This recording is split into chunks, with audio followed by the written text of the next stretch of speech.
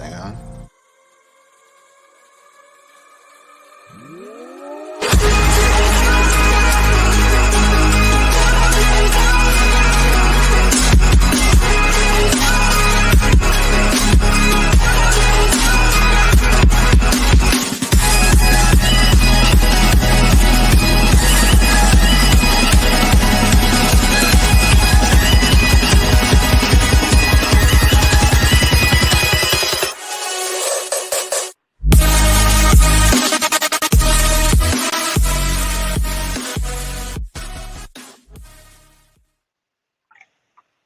What is up, everybody? Welcome back to another great episode of the College Football Cut. I'm your host, Adam Mack. I'm here joined alongside my amazing co-host, Mr. Jerred Terrell. Jerred, how you doing today, buddy? I'm doing good, man. We still haven't been canceled, so it's a good Thursday when you still got a show going. we still have a show. Christian hasn't told me, he wants to kill me yet. That's, improvement from usually where we're at. But, man, we're back. Another fun episode. I think this week we have more storylines to talk about rather than actually talking about, actual football, which is kind of fun. Yeah, there's been some exciting things going on. Another upset, another coaching change incoming. Two new quarterback to talk about. Two coaching changes. Who'd I forget? Forgot Washington State. Oh. We'll get into that, and I also forgot to make a banner for that one. So we'll get to that later. But what's new? Yeah, I know. Well, I always forget something every week, but I did make this one the big story. I think this is probably something. I'm not sure about you. I had a gut feeling at the start of the year that this was going to happen, and it sadly came true. Mm-hmm. LSU announced LSU and Coach O at the end of the season will be parting ways, giving him an opportunity to finish out the year. I personally think that is the smart thing to do in the sense of you won you a national championship 2 years ago. Let this guy go out on good terms. But initial thoughts, what are your thoughts for these guys? I mean, to me, from my perspective, it's a little abnormal the way this is happening because it's usually not like such a predetermined thing where we know just halfway through the season that the coach is not going to be back next year. It's usually he's cut and he's gone, and they're turning over a new leaf with their staff that they have, or they're just going to make it through this season and then completely gut the whole coaching staff next season. So it's just such a goofy circumstance, I feel like, because they're just 2 years off winning a national championship. Mm-hmm. To me, it almost kind of feels like Coach O got that ring and then was just coasting and partying, but it's tough to say. But I agree with you. I think it's going to be positive for the organization. It should be a good change. Yeah, I think going into last year, everyone's like the decline they had. That offense that LSU had was truly one of the best. All 11 guys are now in the NFL. You have Joe Burrow, who had one of arguably the best seasons for a college quarterback. You look at the wide receivers: Jamar Chase, Justin Jefferson, Terrence Marshall, Thaddeus Moss, the tight end, Clyde Edwards-Helaire. It goes on and on, the offensive talent. But you think, they lost all that talent going into 2020. But I think the two big issues that we noted, or that they lost, that no one's talking about, was Joe Brady, the passing games coordinator, and Dave Arnetta, the defensive coordinator, who obviously went to take the head coaching job at Baylor. Those guys, I think, were so instrumental in that team. Joe Brady, we saw what he's doing in Carolina now with Sam Darnold. Sam Darnold looks like an NFL quarterback now. And Dave Arnetta has that defense at Baylor, sensational. So to lose guys like that, I think really hurt Coach O, and he was never able to replace that caliber of talent. Now, usually a good enough team like LSU, you're going to lose at least one coordinator to a head coaching position, but they lost both.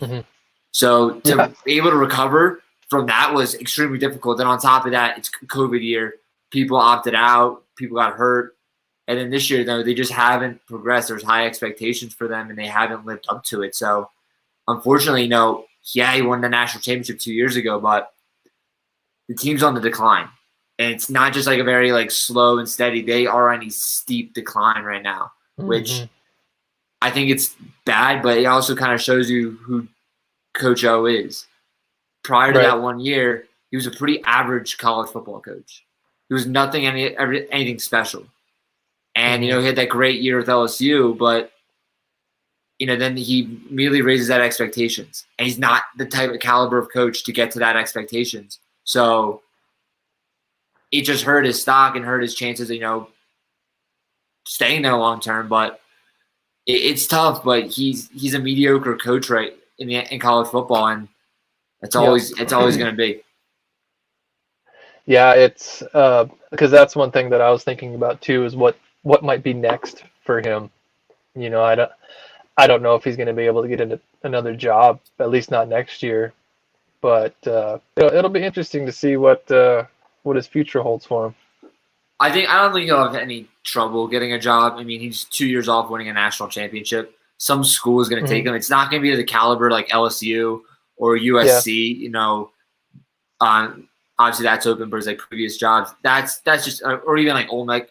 He's not going to get the caliber position or job that he's had previously. Head coach at Ole Miss, USC, LSU.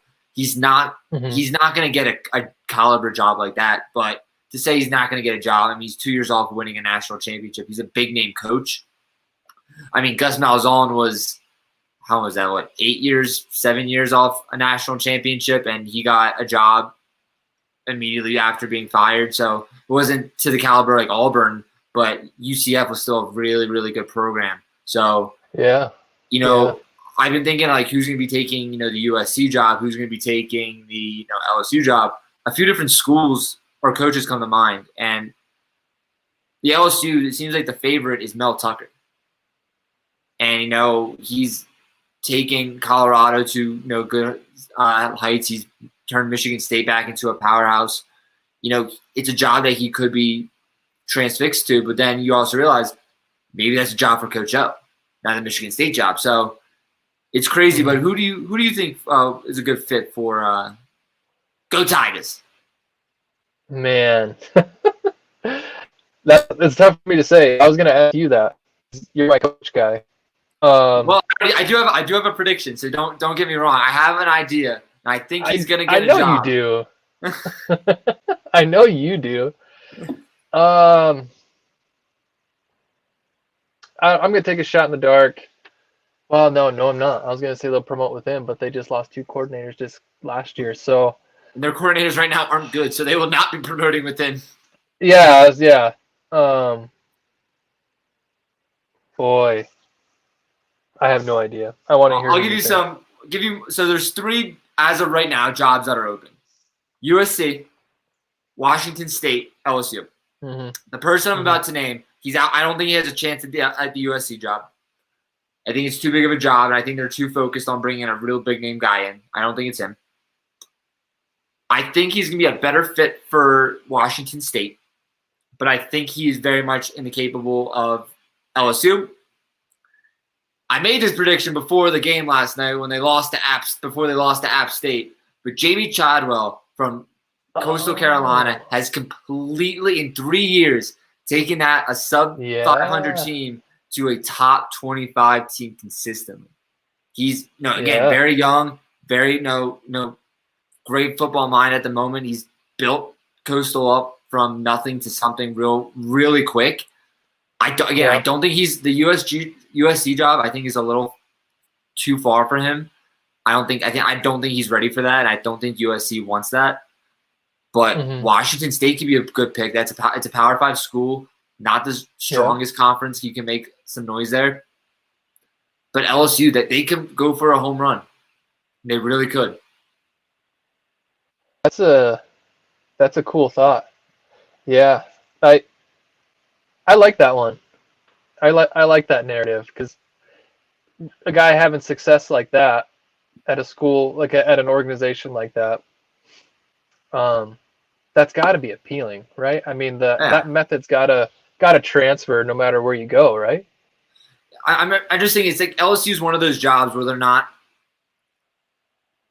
I don't see them going down the court like an SEC coordinator route or someone's coordinator. If anybody, I think it would be Bill O'Brien. I still think he's that favorite for the USC job, but there's really no one right now that it's like this guy's going to be a head coach somewhere. Like you need to get him now. Yeah. Like, I don't see that guy minus Bill O'Brien. It's just because he has good success in the college and in the NFL level. So, but another question for you about kind of talking about LSU and USC, two big name programs, two big name universities, with which each programs are at right now.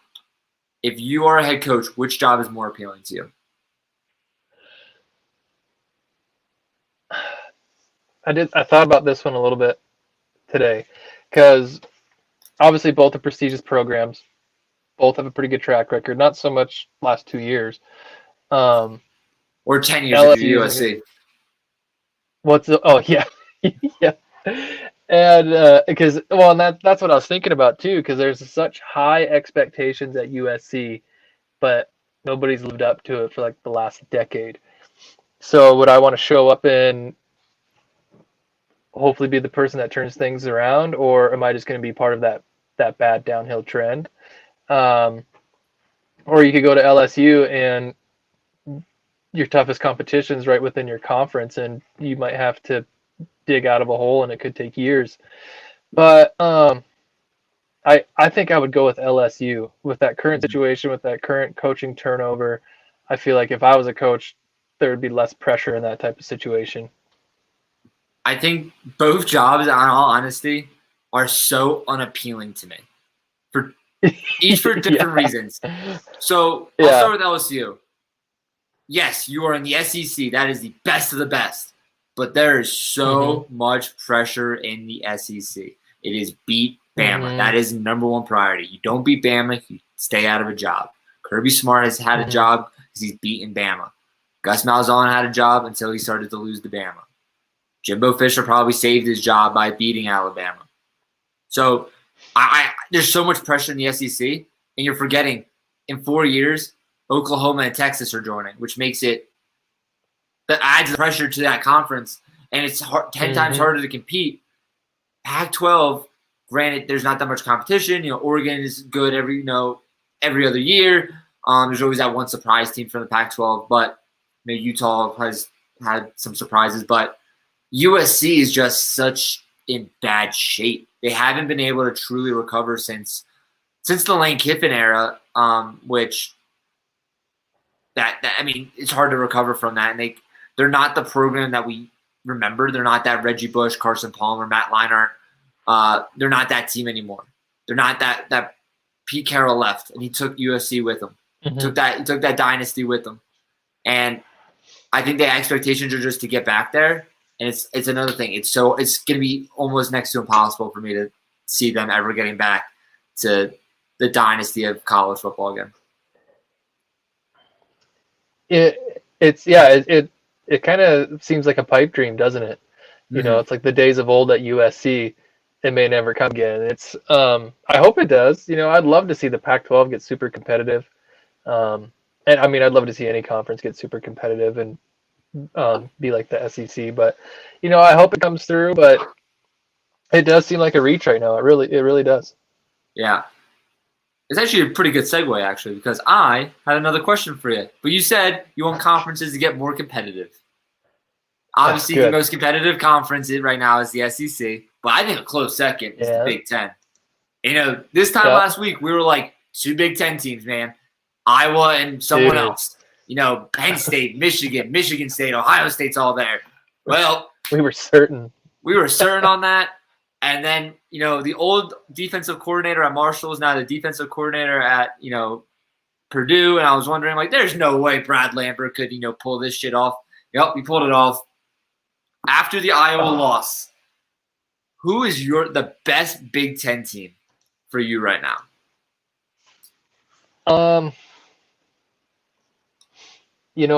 I wish I could remember the statistics, but our fearless leader, Christian Williams, I think he posted a tweet today or yesterday. I think it's yesterday, showing CJ Stroud's improvement in his statistics since week 3, I think, and it's like a tremendous increase. I think he was showing like, hey, watch out for this guy in the Heisman race.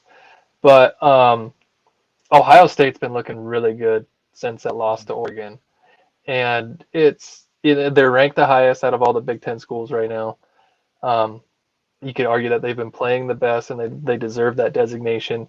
So it's hard to argue Ohio State. I know we hadn't really talked about them for a few weeks now. I feel like, and come I week haven't had a 3, week reason 4, to.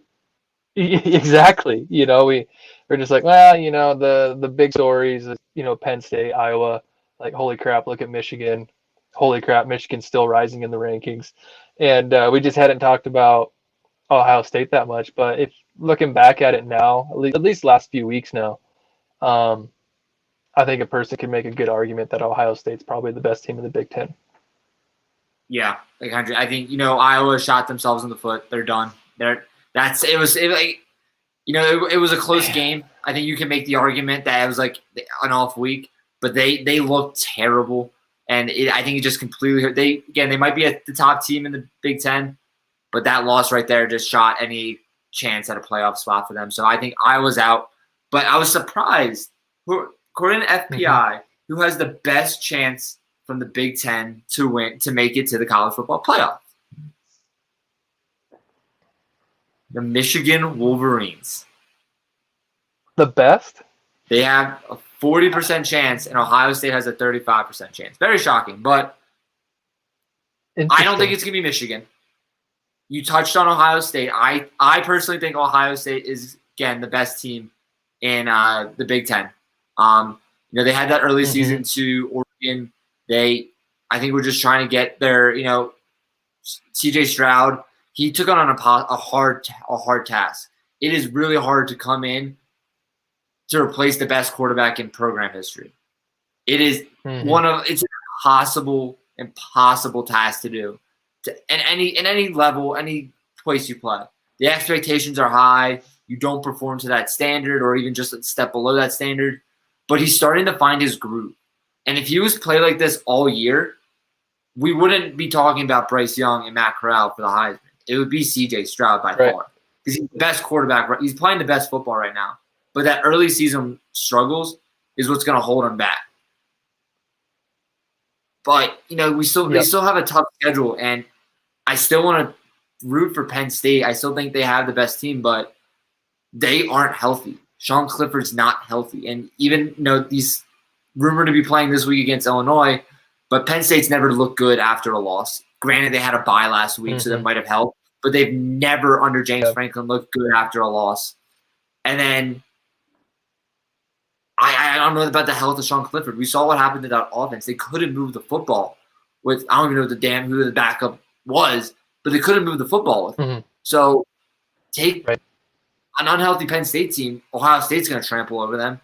And then it comes down to Michigan.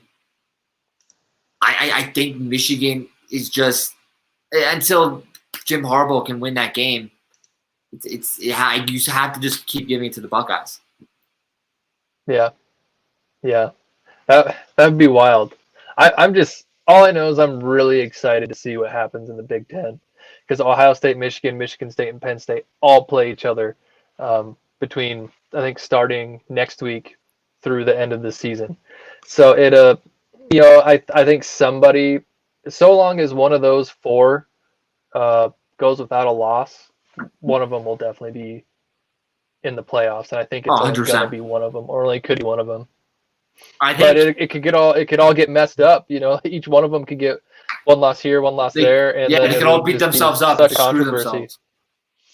But I mean, if Ohio State loses, that'll be their second loss, and then they'll be done. Yeah, absolutely. And I was thinking, just the Big Ten has no chance. I think at 2 playoff spots, their only chance was an undefeated Iowa team losing a close Big Ten championship game.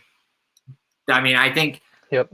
I'm not sure. I still think Iowa can still make the Big Ten championship game. I don't pay attention to the Big Ten West at all. That's the boring side of the conference. But I think they still will, Cincinnati, because it opened the door up for Cincinnati. Cincinnati, they're struggling because it's gonna be hard to compete with 2 Big Ten and 2 SEC schools plus Oklahoma, but removing one Big Ten team and possibly still removing Alabama from the equation, Cincinnati's in a good seat right now to coast all the way through. Mm-hmm.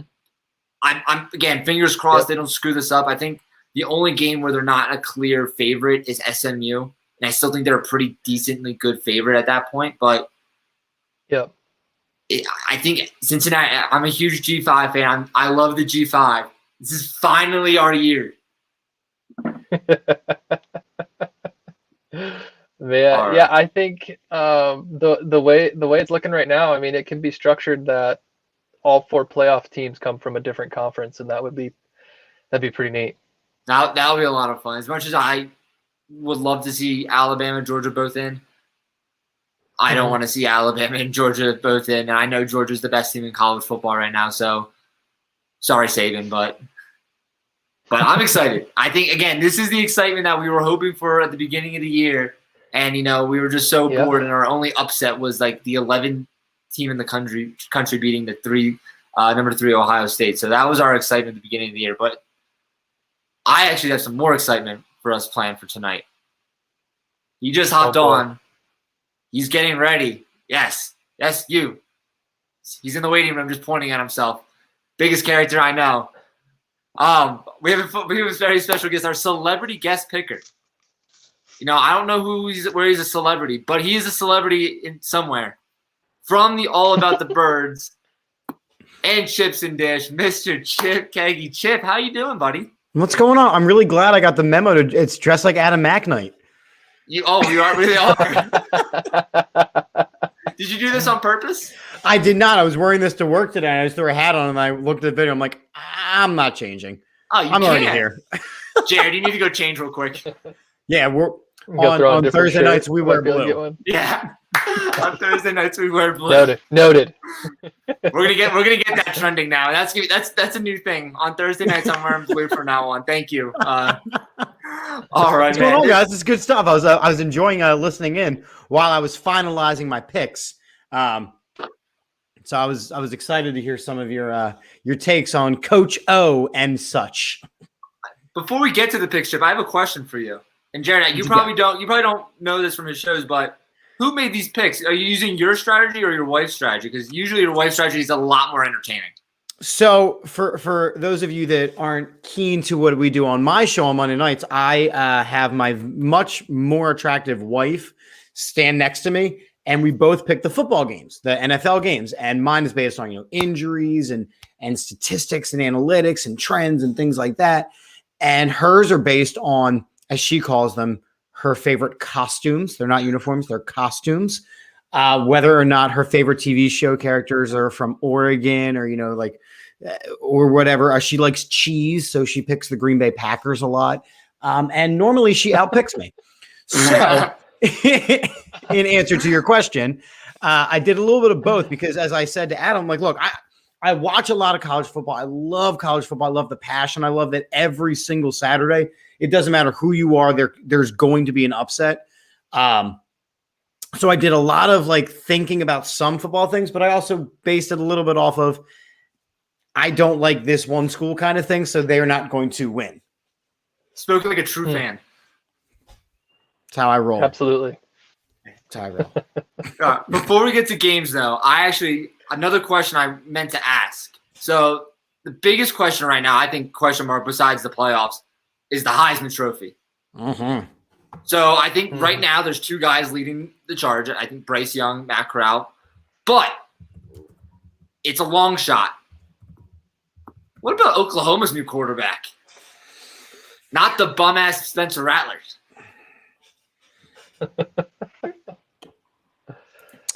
I think it's in. I'm going to take this one.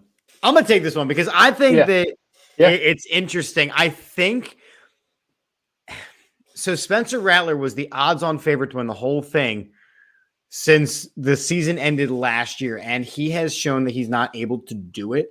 I don't know if Caleb Williams is going to have enough of a resume in the amount of time. Now, mind you, he's gotten some big wins, which we know is always on the checklist.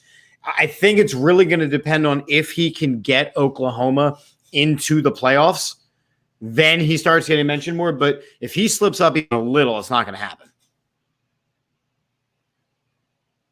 Yeah, he hasn't played enough games. I think if you would be playing it like this the whole season, this wouldn't be a conversation. It'd be more of a lock than Joe Burrow was at this point, just because this year hasn't been a good year for individual talent, if that makes sense. There hasn't been that one player. It's like, wow, this guy's really, really good. And it's getting to the point for me. I don't even want to give it to Bryce Young or Matt Corral. I'm like, give it to someone on the Georgia Bulldogs defense. Anyone. I mean, at this point, their defense is so good. I feel like someone usually the award goes to the best player on the best team. Well, the best player on the best team is somewhere on that defense right now. Right. Yep.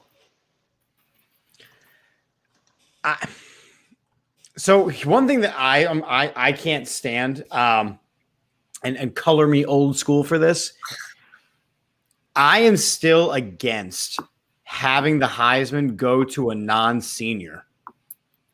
Now, I know that not a lot of guys play all the way through their senior year, but what about the guys that do? Shouldn't there be some sort of reward for them? I still feel at the absolute youngest, it should go to a junior. Any sophomore and freshman, like come on, get your asses out of there. Like that's how I felt for a while now, and there has to be an award. There has to be an award. There's no way there's not an award for that. What's that? The best senior player in the country? Wait, here is this it? You're not wrong. I mean, it's very close. Senior class award. You don't get a whole assembly with 75 men over the age of 60 all with their walkers and hacking around you, and you try and lift up a trophy that's too heavy, usually with a cast on your hand because you've broken a bone. And it's a quarterback, so he hasn't had to lift anything heavy since middle school when he was anointed the quarterback and the best player in the school. I don't know.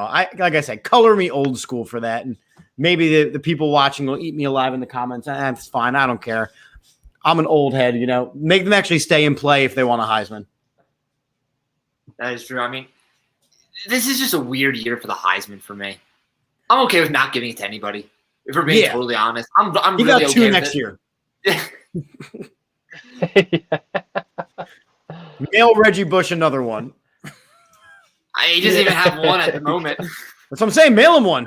Mail him another one. Jerred, do you have any thoughts on possibly who's the Heisman trophy winner this year?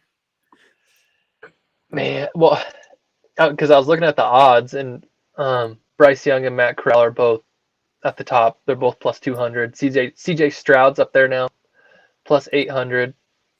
And then Kenneth Walker coming in at plus 1,400. I really think at this point, if we had to pick somebody, I think at this point it's down to Kenneth Walker or Bijan Robinson. I think a running back might win it this year. Because those two they've been lights out. There hasn't been a quarterback that's been overwhelmingly attractive, but Kenneth Walker and Bijan Robinson have both been phenomenal.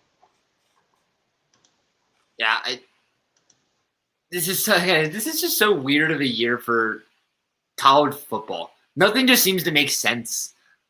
There's other than Georgia, there's not that dominance of the top. The Heisman doesn't seem like it's worth giving. They always make a big deal you're joining the most elite fraternity. They'll be in all the Nissan commercials. It's honestly, I can't wait for the commercial when Baker Mayfield opens that door and sees whoever sees Bryce Young and goes, "Wow, you really suck this year," and slams the door right back in front of him. Say, "Yeah, you won, but the doghouse is over there."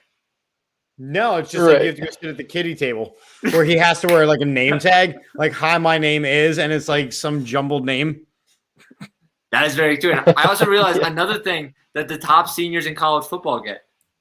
They get a trip to Birmingham, Alabama for the Senior Bowl. Who wants to go to Birmingham, Alabama in February? That sounds like vacation right there. Sounds nice. Okay. But it's not the Heisman. Yeah, true. And I know there is a senior award for the best senior. I'm sure there is. But again, it should be the most important award in college football. That's all I'm saying. Which is why Desmond Ridder should win it. I would love that because I'm G5 all the way. He won't. He won't win it, but he should. Same reason why Cincinnati should have made the playoffs last year. They should. Playoffs. One of my favorite college football teams is Hawaii. I love watching Hawaii, and there was that run with Cole Brennan, rest in peace, where he was leading these undefeated teams. And what happened when they got to the Alabamas and the Georgias? They got the shit stomped out of them. So it really pushed them back further. Notre Dame making these playoff games and getting pushed back. Like there was a time when they were like, all right, well, let's let the little kids play with the big boys. And the big boys were like, and it set the G5 back a lot. And now you're starting to see these super conferences, which is going to completely change the landscape of college football. Completely. Oh, 100%. Just look, it was just Oklahoma and Texas leaving has completely shaped up college football. Yep. They left, and so the Big 12 needed to add teams. UCF, Cincinnati, Houston, BYU. Yeah. And then now look at the AAC. They've decided to go into Conference USA and take all of the teams. And it's not official yet, but you heard it here first. Marshall will be joining the Sun Belt hopefully in the next couple of days. So Oklahoma and Texas leaving managed to destroy Conference USA. Yeah. Single-handedly destroyed Conference USA. Shows you the power Oklahoma and Texas both have. That's absolutely crazy. Absolutely crazy. I'm excited for it as a Marshall fan because that means we get some better games. And the big game on our schedule isn't, Florida Atlantic. So I'm thrilled at this point. We're moving on. We're moving on from Old Dominion. Yeah. We're going from Old Dominion to Georgia State. We're really moving up in the world. Yeah, you know what? We'll get there. But all right. Let's fix some games. All right. We just talked about this team. I think they're right on their way to the playoffs spot. Cincy versus Navy. What do we got on this one? I'll go. Mr. Chip. I wrote, ha, ha, ha, ha, ha, ha, ha. There is not a chance, and that's all in caps, not a chance that Navy upset Cincinnati. Navy has attempted 51 passes this year, total. And that's what they do. Yep. But Cincinnati is a top 15 defense. This is not the team that shocks Cincinnati. It's just not. Yeah. I saw Navy play week 1 when they hosted Marshall, and they looked terrible. Part of me was like, Marshall's a really good team. We beat Navy. No, Navy's just a really bad team. It was the Eagles Falcons all over again. Yeah, it really was. I was on cloud 9 for a good 3 days after that. But Cincinnati's just so dominant. That defense is incredible. Ahmad Gardner went from a borderline first-round pick to he's making arguments that he could be the second cornerback taken off the board next April. So that defense is crazy. Desmond Ridder, we already know how good he is. He can move the ball phenomenally. If Cincinnati's going to lose, it's not going to be to Navy. Right, and that's my point. Yeah, absolutely. I chuckled too when I saw this one on the list. I was like, man, we need to fire our guy that makes the show docs or something. Yeah, that dude's an idiot. Yeah. But yeah, I'm with you guys. Cincinnati all the way. I was just looking up some Navy stats here. Their passing leader has 157 yards on the year, which Desmond Ridder does that in half a game. So right. It's nuts. But yeah, number 2 Cincinnati. They got this one.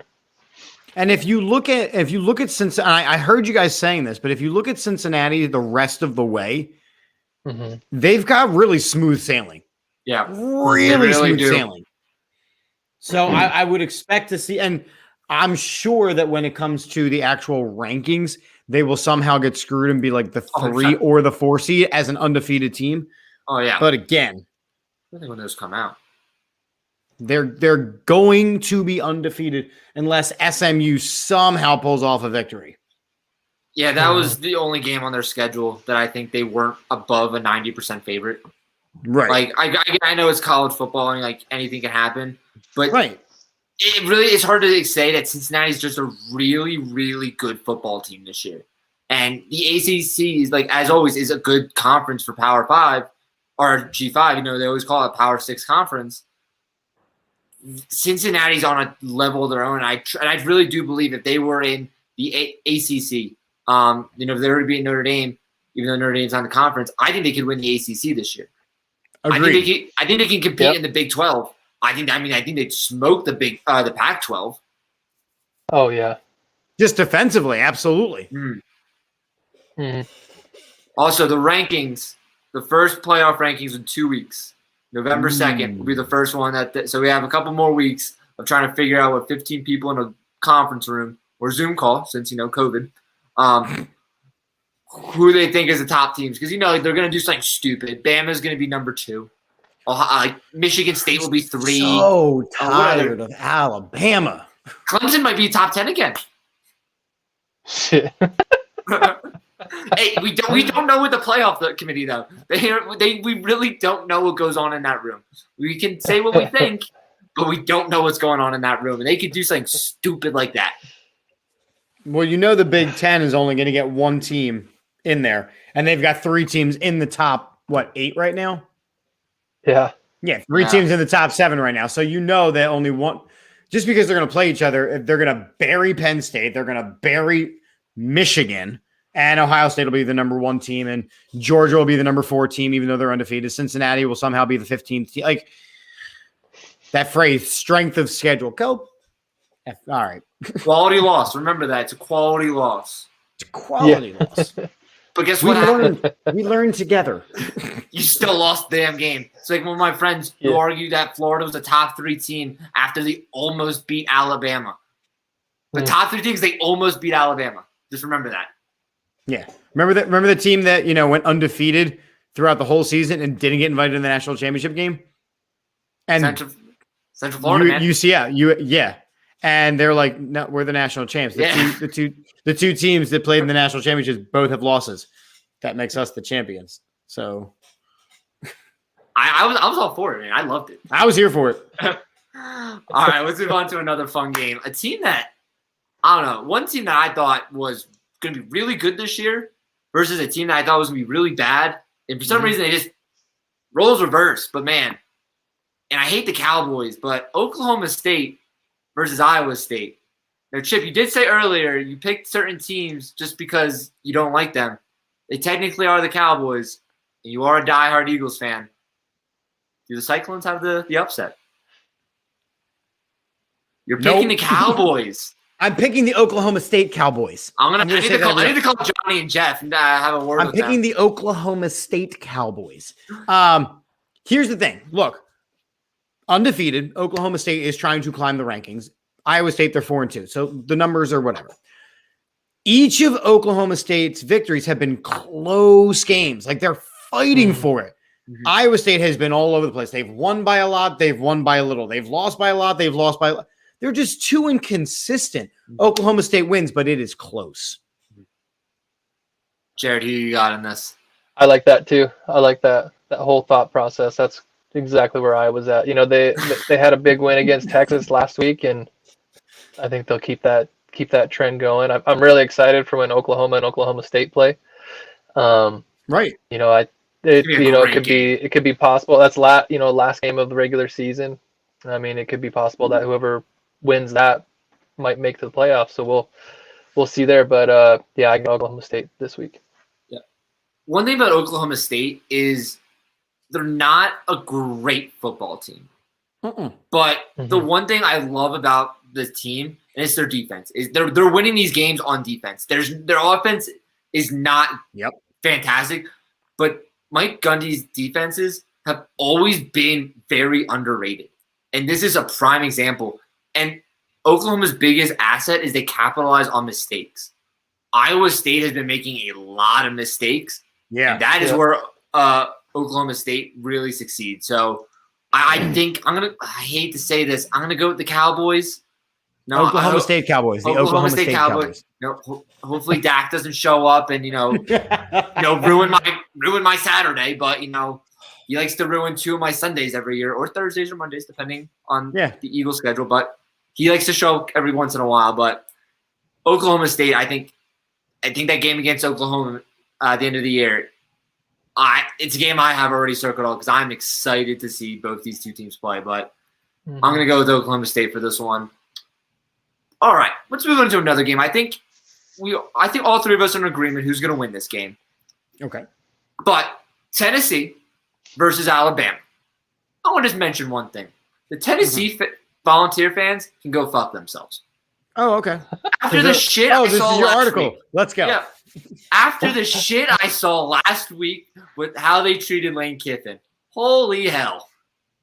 Like, granted, yes, he left not great terms. A year for USC, pretty miserable. But to throw a golf ball and a water ball at him that apparently had yellow and brown liquid in it, that's very disgusting. It's poop. It's a poop mouth. Seeing Jerry's face right now. Did you not see this? No, I was going to ask you to give me some more details. He literally was in his post-game interview on the field. He's like, oh, yeah, whoever threw the golf ball, I got it right here. And then as he's being, escorted off the field, someone throws a water ball. You're like, oh, no, Beckham catches it. You crossed the line. They had to delay the game 20 minutes. Wow. They moved the entire Ole Miss bench to midfield. So because cheerleaders were getting hit with stuff, for the player safety, that's not okay. It's and not. Because of that, that's No. I remember after the Marshall App State game, Marshall's walking up the tunnel. App State players are yelling at him, talking about their families, and you're crossing the line. Now App State has this huge canopy thing, so you can't talk to the players when they're leaving the field. You're ruining college football. I think you see this trend in sports where the fans want to get too invested into the game. They're sending the people who send the death threats to their fantasy football running back when they blow an ACL. Oh, well, you screwed me out of this. It's not that serious.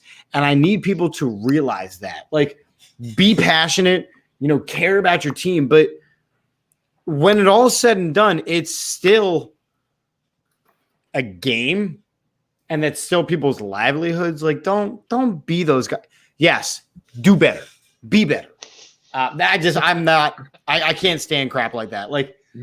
I coach too much peewee football and middle school football, and have the parents right here on my ear, and I'm like, there's a rope.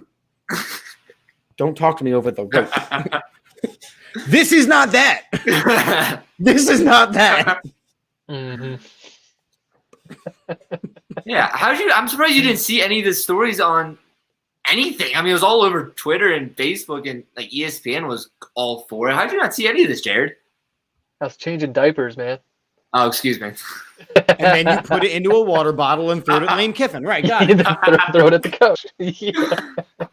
Yeah, it was terrible to watch because it was a good football game. It was probably the best game of the week. Well, and that's the other thing. It takes away.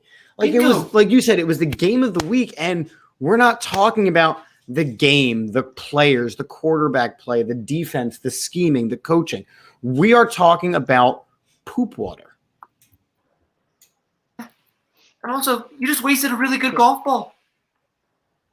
That's what I'm saying. That's what I'm saying. So we're all in agreement, though, that Bama's going to pretty much roll. Oh, yeah. This isn't a competition. They're not. Tennessee is not the same caliber as Alabama. And Alabama, oh, my God, they lost a game. What? It ain't going to be two. It ain't going to be two. Jerry, do you have Bama in this one? Yes. Tennessee is going to involuntarily lose this game. Pun intended. I like that one. I see that. All right. I see Let's that. move on. All right, you can wear blue next week, too. You're welcome to our club. All right, thanks, man. Thanks, man. All right. Let's move on to Lane Kiffin's new team and a team that we were talking about earlier. Go Tigers and the Rebels. is Coach O going to go out, with this crazy win streak to end it, or is Matt Corral going to go back on Heisman pursuit?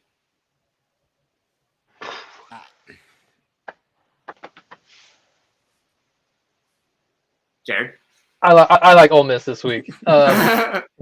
There's a handful of teams that I think are just kind of having a Jekyll and Hyde season, and LSU is definitely one of them.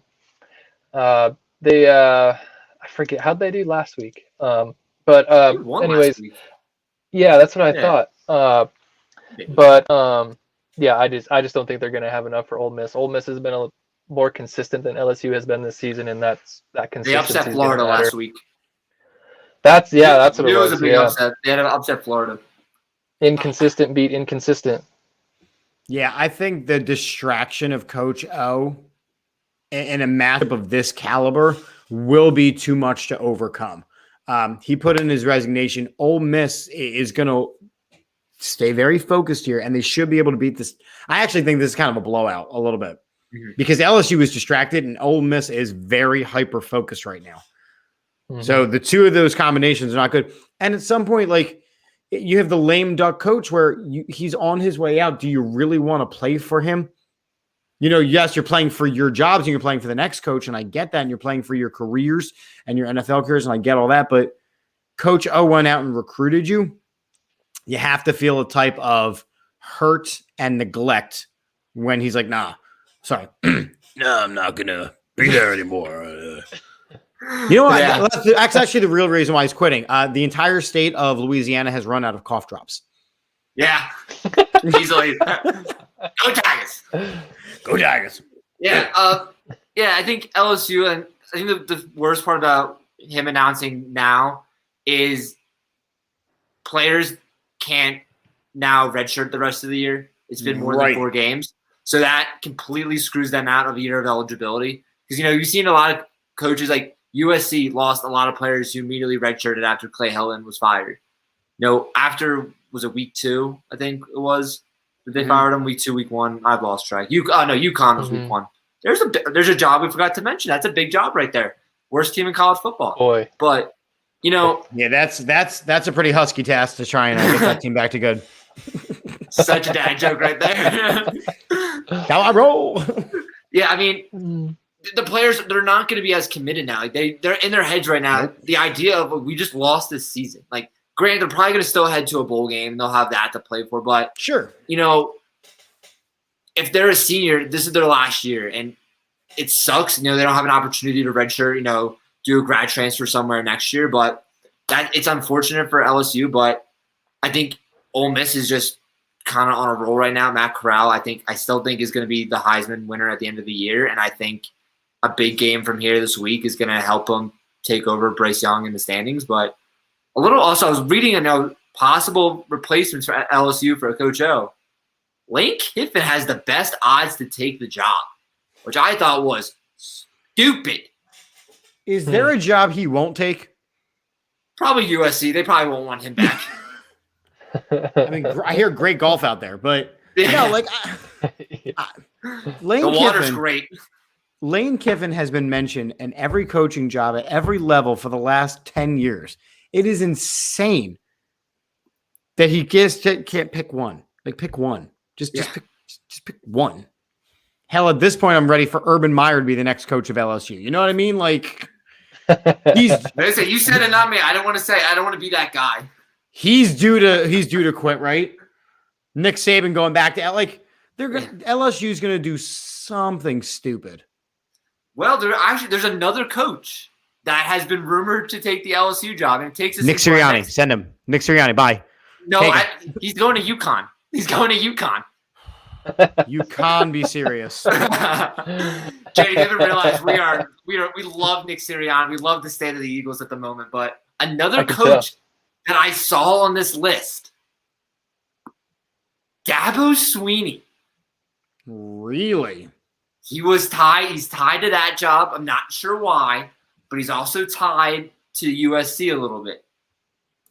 I think it's crazy. I think he's built something too special at Clemson.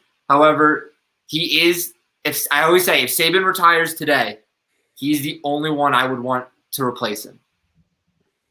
So Nick Saban ain't going anywhere anytime soon. I think it's crazy. But could you see Saban, or not Saban, I'm losing my mind, Sweeney, Gabo, leave since of this just miserable, failed, whatever you want to call this season for the Tigers? If he went, this would be the year to leave, right? That's true. Right. I don't know. I mean, I think that Sweeney, if he goes anywhere, would go more vertical up toward the NFL rather than almost a lateral move at this point, which is a program that's good but still in a rebuild, to a program that's good but clearly in a rebuild. Like, it's a completely lateral move into the SEC, but that means you're dealing with Alabama. You don't do anything for your street cred losing to Alabama every year. Right. Yeah, the only reason I think I have like a true connection with him going to Bama is he's an alum.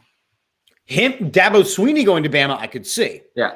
But yeah. I'm saying going from Clemson to LSU is a very lateral move at this current point. All I could see him doing is finding a job in the NFL.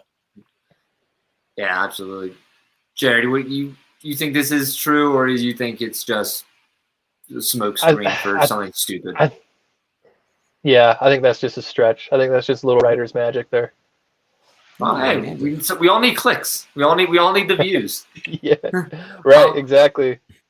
But I was thinking with Clemson. I think with this game specifically, Pitt's gonna demolish them. I love Pitt. I love Kenny Pickett this year.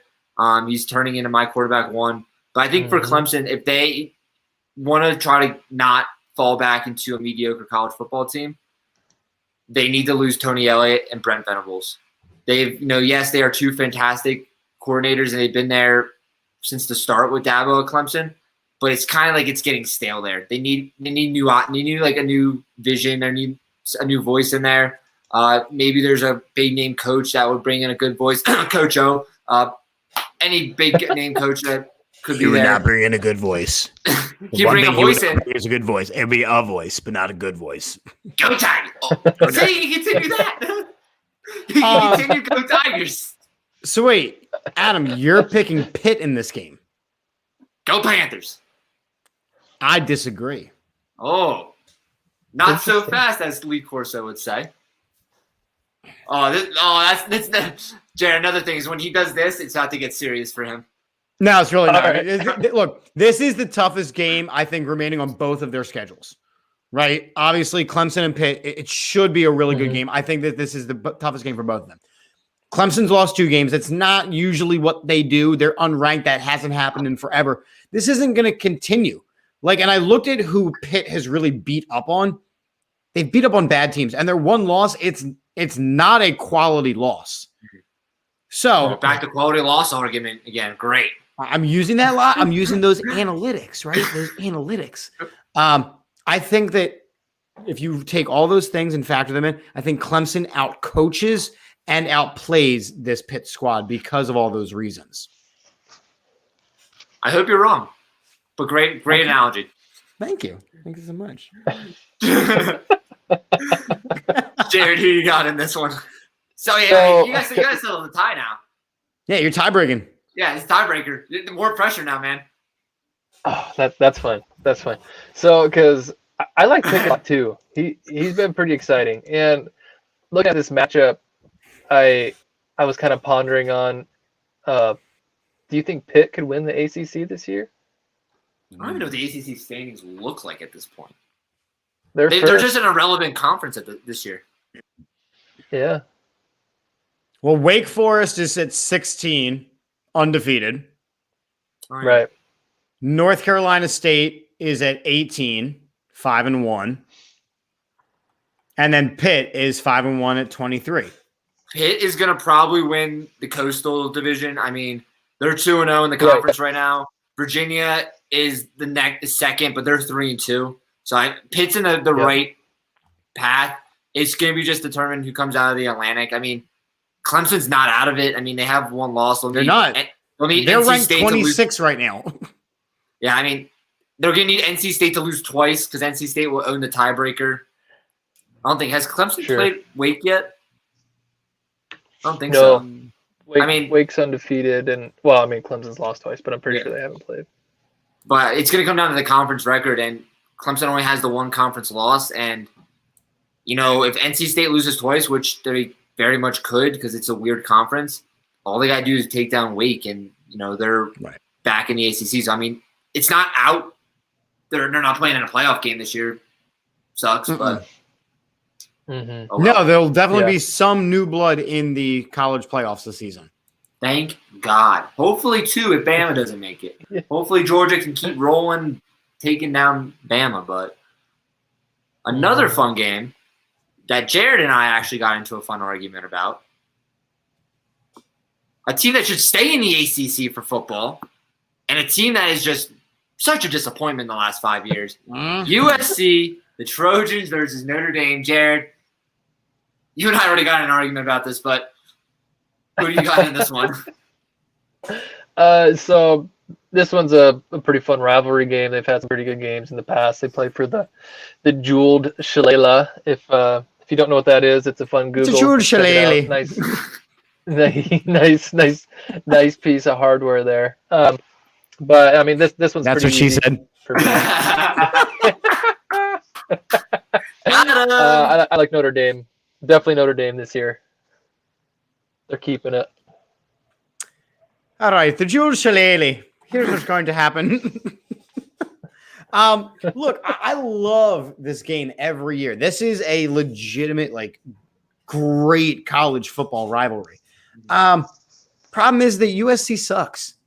Yeah. They suck real bad. They suck real bad. And look, maybe they can little giants it, 9 times out of 10, one time, right? Maybe they can do that. This, I don't think it's going to happen. What's going to happen is, like it always does, Notre Dame will keep having their great regular season, and we'll blow it in the playoffs. We will. We'll blow it in the playoffs like they always do. So, yeah, USC is not going to keep up. It's going to be ugly. Yeah, as much as this is the reason we got in the argument. Is I said I hate Notre Dame, just because same thing. They do really well in the regular season every year.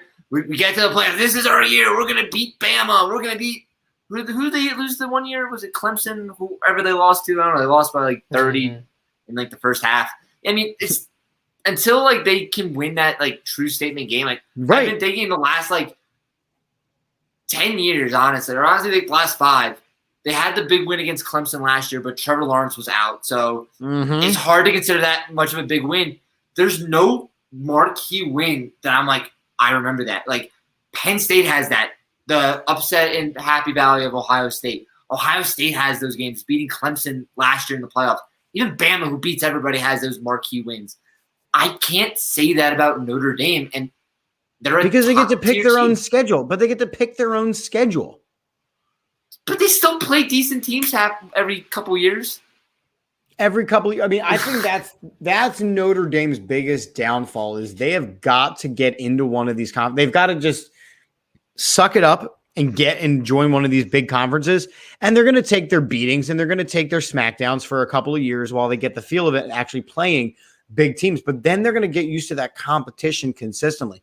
Having Notre Dame just be a top team for the sake of being Notre Dame, being a top team, it doesn't cut it anymore. College football is too competitive now. Jerred, does Notre Dame have that? What's that signature win for you, Jerred?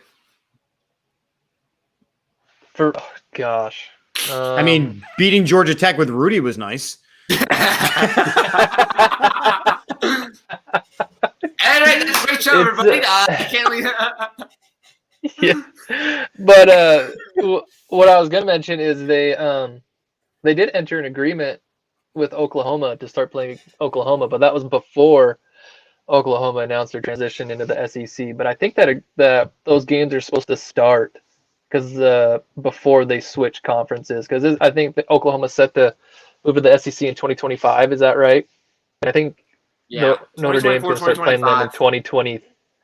Yeah, so I think they'll get 2023 and 2024, if I remember the years correctly, where they'll be playing against Oklahoma. So that'll be fun because they haven't played that team. They haven't played Oklahoma in a long time.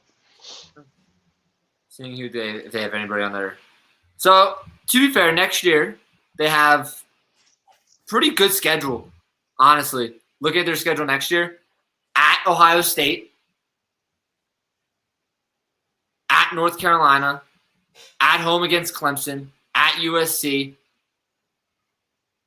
September 10th, they play Marshall. Just had to throw that one out there. But, I mean, so they have a home and home with Ohio State. So, I mean, that's a big game. Clemson again. They have A&M on the future. Florida State, which is, they're back, baby. They have, like, decently named teams, but until they beat somebody that is significantly better, they're just going to be this mediocre football team to me. Right. And that's the point. That's the point. Look, you can want Notre Dame to be this exceptional team, but until they beat a team consistently and teams consistently every season that are ranked and powerhouses and choice, like it's just, you're not going to get that playoff recognition. Plus, every time we put you in the playoffs, you get slapped. It's like, hey, Hawaii, we're going to put you in the playoffs because you're undefeated. Yeah. You don't belong. Absolutely. So, all right, we have one more game, the big game of the week, and it's really pathetic that this is the big game of the week. Chip, I know you hate one of these coaches because I hate him very much, but Chip Kelly versus his old team. All right, I know how someone feels about Chip Kelly. So, Jerred, Oregon versus UCLA. Who do you got in this one? Remember, we're Eagles fans, so you should have a general idea who we're picking in this game. Yeah. Well, I think we'll probably have a consensus then, because earlier I mentioned LSU for me this year's been like a Jekyll and Hyde team. Been a beast, or kind of just been able to get walked all over, and I think UCLA's been that same way this year too. So inconsistent, and I don't think they're just going to be tough enough to beat the Ducks. So I got Oregon this week. Let's see. Is he going to go with the favorite, or is he going to go with our favorite coach? No, it's Oregon. Oregon's only loss was against Stanford, but it happened in overtime. Like, Stanford's not a very talented team this year, but it happened in overtime, and that's that whole any given Saturday logic. Both of UCLA's losses were against teams that sucked. So they lose at the wrong times consistently. And due to my hatred of Kelly, I just won't pick UCLA. So regardless of whether or not they should win, whether they're going to win, I will not pick them. I will take that L because I had to deal with Chip Kelly. And so Oregon wins by 406 points. Damn, I also like Oregon's costumes. Yes. I always enjoy Oregon's costumes. It's really pathetic that this was the best game of the week when I was picking games. Like, this is where game day's going tomorrow on Saturday. Yeah, but again, you already mentioned the reasons why. Like, it's UCLA and Oregon. It's fuckface McGee going back to his old school, and it's not even. It's in Pasadena. The game's not even in Oregon. It's in Pasadena. It's not like he's even going back. It's even worse. Well, all right. Yeah, I mean, like, Oregon's going to stomp all over them. I know Kayvon Thibodeau is probably not going to play, but he's still probably the best player on the field, even though he's hurt. I hate Chip Kelly with a passion just because, he managed to ruin the Eagles. He managed to take a team that was Super Bowl material and push them back to 1999 in 1 year. That's impressive. You should write a book on that. How to ruin an NFL franchise for dummies by Coach Kelly. But joke's on him. We've had a championship before since him. Yeah. But yeah, I mean, UCLA just does it. I mean, they had the high hopes. They had the big win against LSU to start the year, and everyone's like, hey, Chip Kelly might be making this team go in the right direction. They're not. They're going back the same direction they were. Just, he took his foot off the brake, the pedal a little bit. They're slowing down. But Oregon, again, is still a really good team. Stanford has always been one of those teams in the Pac-12 that has, like, that weird upset every year. Where they go 5-5, but one of those wins is against the favorite to possibly make the playoffs in the Pac-12. So pretty much Stanford's always the reason why the Pac-12 never makes the playoffs. Because they always have that weird win that just fucks the whole conference over. Right, and so, if you look at the rest of the Pac, like if I'm looking at the rest of the AP Top 25 right now, Oregon's at 10, and there is not another Pac-12 team in the entire top 25. Even in the top 30. What's that? Is Arizona State not ranked anymore? No, they got blown out last week by BYU. Oh, Yeah, Arizona I need to State's stay up later. Yeah, Arizona State is 35. Gotcha. They got 7 votes to keep him in. Well, they've BYU got more votes. BYU got more votes. BYU's about to be a Power 5 team in a few years, so they're basically there. And the Pac-12 is turning into a G5 conference at this point. That's Urban Meyer's new favorite school. You know why? Why? I want to hear this. He likes to bring them young.